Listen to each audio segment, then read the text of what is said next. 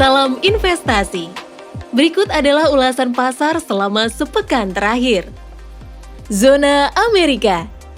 Testimoni pimpinan The Fed di hadapan Kongres menyebutkan bahwa terdapat potensi untuk kembali menaikkan suku bunga acuan menjelang akhir tahun, namun tergantung dari data perekonomian. Menurutnya, inflasi masih cukup tinggi dan membutuhkan waktu yang cukup lama agar inflasi bisa mencapai target 2%. Data pertumbuhan pendapatan dan pengeluaran personal secara bulanan untuk bulan Mei akan dirilis pekan ini. Pendapatan personal bulan Mei diprediksi tumbuh 0,3% month on month versus 0,4% month on month bulan April. Sedangkan pengeluaran personal diprediksi tumbuh 0,2% month on month versus 0,8% month on month bulan April. Zona Asia. Bank Sentral Cina memutuskan untuk menurunkan suku bunga acuan pertama kalinya sejak Agustus 2022. Suku bunga acuan untuk 1 tahun pinjaman diturunkan 10 BPS menjadi 3,55% atau suku bunga acuan untuk pinjaman korporat dan personal. Begitupun suku bunga acuan untuk 5 tahun pinjaman atau acuan untuk KPR diturunkan 10 BPS menjadi 4,2%. Relaksasi kebijakan moneter ini bertujuan untuk mendukung pemulihan ekonomi. Zona Indonesia. Pertumbuhan kredit secara tahunan di bulan Mei tumbuh 9,39%, meningkat dibandingkan pertumbuhan bulan April sebesar 8,08% year on year. Bank Indonesia memutuskan untuk menahan suku bunga acuan di level 5,75% di tengah inflasi yang cenderung mengalami penurunan. Inflasi bulan Mei tumbuh 4% year on year, menurun dibandingkan inflasi bulan April yang tumbuh 4,33% year on year. Keputusan tetap menahan suku bunga acuan karena untuk penguatan stabilisasi nilai rupiah untuk mengendalikan inflasi barang impor, serta memitigasi risiko keluarnya arus modal dari Indonesia karena lebih tingginya suku bunga di negara maju. Market View.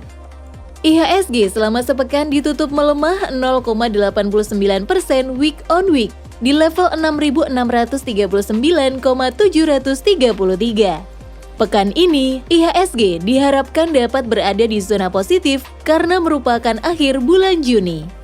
Meski relatif minim katalis untuk pekan ini, data pertumbuhan kredit secara tahunan di bulan Mei yang hampir menyentuh level 10%-an seharusnya memberi rasa optimis bagi pelaku pasar bahwa kondisi fundamental perekonomian Indonesia cukup solid dan seharusnya IHSG dapat bergerak sesuai positifnya perekonomian Indonesia. Asing mencatatkan penjualan bersih sebesar 1,04 triliun rupiah selama sepekan, atau inflow year to date 16,73 triliun rupiah. Pada pekan lalu, 3 sektor yang mencatatkan pelemahan tertinggi adalah sektor teknologi, kesehatan, dan industri dasar. Masing-masing sebesar minus 4,26%, minus 1,60%, dan minus 1,08% secara mingguan. Pada tanggal 23 Juni 2023, yield benchmark Sun 5 tahun atau FR0095 naik menjadi 5,91%. Yield benchmark 10 tahun atau FR0096 flat menjadi 6,27%. Yield benchmark Sun 15 tahun atau FR0098 flat menjadi 6,49%. Dan yield benchmark 20 tahun atau FR0097 naik menjadi 6,60%.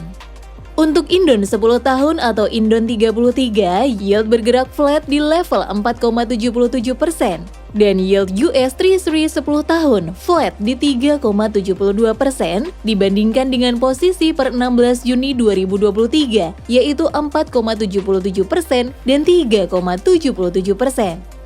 Premi resiko Indonesia yang terefleksikan dalam CDS 5 tahun naik ke level 88,34 BPS.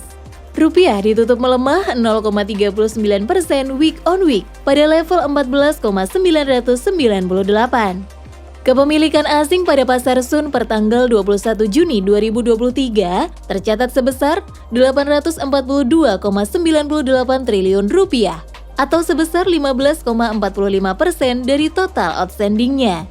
Menurun dibandingkan posisi per 16 Juni 2023, yaitu sebesar 843,04 triliun rupiah atau 15,45% dari total outstandingnya.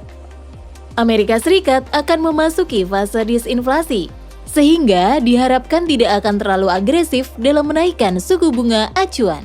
The Fed mulai menahan suku bunga acuan di pertemuan bulan Juni, namun masih mengindikasikan kebijakan moneter yang ketat bila inflasi masih berada di atas target. Di tengah isu resesi, The Fed masih cukup optimis ekonomi Amerika Serikat akan tumbuh 1% year on year di tahun 2023. Indonesia juga akan mengalami penurunan inflasi di tahun 2023 atau inflasi akan lebih terkendali, sehingga Bank Indonesia tidak akan menaikkan suku bunga acuan.